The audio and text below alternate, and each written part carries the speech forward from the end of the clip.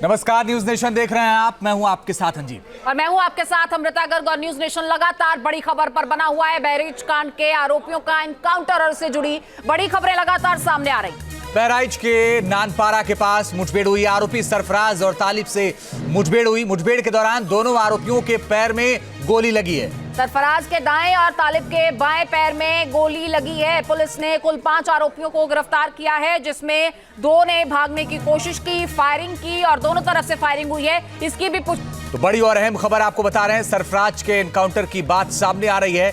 हालांकि पुलिस ये कह रही थी कि सभी आरोपी पकड़े गए हैं और कार्रवाई जारी है, लेकिन इस वक्त जो अहम जानकारी है वो ये है कि सरफराज का एनकाउंटर। अक्षय हमारे सहयोगी ज्यादा जानकारी के लिए बहराइच से हैं और साथ ही अविनाश सिंह भी मेरे सहयोगी जुड़े हुए हैं। अक्षय, पूरी स्थिति अभी क्या है?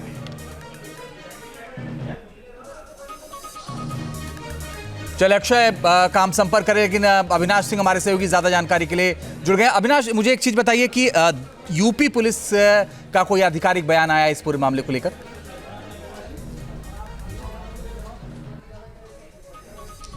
देखिए, पुलिस ने ये साफ कर दिया है कि इस पूरे मामले में 5 गिरफ्तार हुए थे, जिसमें 2 सरफराज और तालिब भागने की कोशिश कर रहे थे और इसी दौरान पुलिस से उनकी मुठभेड़ हुई, जिसके बाद उन दोनों को गोली लगी है। देखिए, ये जो वारदात यानी कि जहां पर पुलिस से मुठभेड़ हुई है इन 5 की, ये जगह नानपारा यानी कि बहराइच है। और चूंकि ये जो जगह है वो नेपाल बॉर्डर से सटी हुई जगह है। हांडा बसेरी एक नहर है, वहीं के पास ये इनकाउंटर थोड़ी देर पहले हुआ है, जिसमें सरफराज और तालिब घायल हो गए हैं, जिनको कि अस्पताल में भर्ती कराया गया है।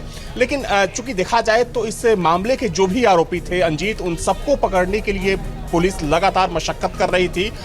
जो वहां की बहराइच की स्थानीय पुलिस थी, उसके साथ साथ एसटीएफ की 4 टीमों को लगाया गया था इन सभी आरोपियों को पकड़ने के लिए, और अब जाकर पुलिस को यह सफलता हाथ लगी है। लेकिन देखिए, जो आरोपी का परिवार है और जो सरफराज आरोपी है, उसकी बहन की तरफ से एक आरोप यह भी लगाया गया है कि उसके पिता समेत जो दूसरे लोग हैं, 3 लोगों को पुलिस ने कल ही गिरफ्तार कर लिया था। उसके पति को और उसके देवर को पहले से ही पुलिस से उठा चुकी थी। तो ये आरोप लगाया जा रहा है आरोपी के परिवार की तरफ से। लेकिन महत्वपूर्ण बात यह है कि इसमें पुलिस को एक बड़ी सफलता इसलिए इसको मान सकते हैं क्योंकि जो पीड़ित परिवार है, पीड़ित परिवार इसी मांग को लेकर मुख्यमंत्री से मिला था परसों, और मुख्यमंत्री के सामने ये बात कही गई थी कि जो आरोपी हैं, आरोपी को किसी भी हाल में छोड़ा जाना नहीं चाहिए। और इसी बिल्कुल अविनाश, बने रहिए, हम लौट रहे हैं आपके पास। 2 अलग-अलग तस्वीरें इस वक्त आपके सामने हैं, इसको जरा गौर से देखिएगा।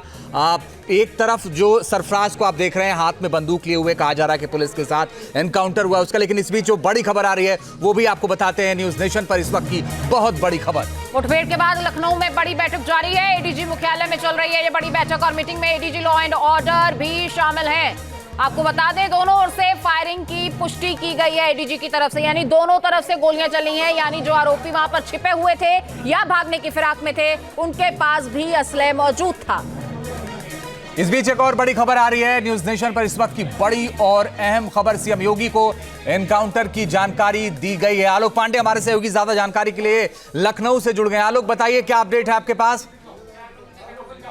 बिल्कुल, देखिए अंजीत, जिस तरीके से ये पूरी घटना हुई है बहराइच को लेकर के, मुख्यमंत्री पहले ही बहुत गंभीर थे और खासतौर पर बहराइच की जो भी घटना हुई है उस पर वो पुलिस से भी खासे नाराज थे, क्योंकि पहले से भी सतर्क रहने की बात हो रही थी। विसर्जन के वक्त विशेष तौर पे सतर्क रहने की बात हो रही थी। इन सब हालात के बीच में बहराइच की घटना हुई और जिस तरीके से घटना हुई, कहीं ना कहीं पुलिस के ऊपर एसटीएफ सभी इस बात के दबाव में थे कि जितने जल्दी हो सके अपराधियों को पकड़ा जाए। और ये जो इनकाउंटर हुआ है, इस पूरे घटना को लेकर के मुख्यमंत्री को ब्रीफ किया गया है, क्योंकि मुख्यमंत्री यहाँ पर नहीं है और उनका जो कार्यक्रम है उस लिहाज से उनको पूरी जानकारी दी गई है। और पुलिस के आला अधिकारी इस वक्त मीटिंग में है और पूरे एनकाउंटर को लेकर के अपडेट हो रहे हैं, किस तरीके की वहां पे कार्रवाई की गई है। फील्ड ऑपरेशन में जो एसटीएफ की टीम लगी है उसने किस तरीके से कार्रवाई की है। जो अब तक एनकाउंटर की बात हो रही है, एनकाउंटर कितना गंभीर है, कोई इसमें मारा गया है या फिर कितने गंभीर रूप से, इन सब चीजों पर चर्चा हो रही है।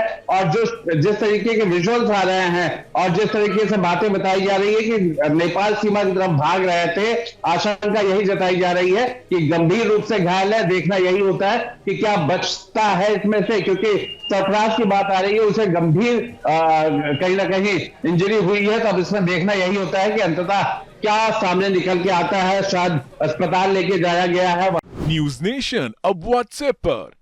खबरों के ताजा अपडेट के लिए न्यूज नेशन के इस क्यूआर कोड को स्कैन करें।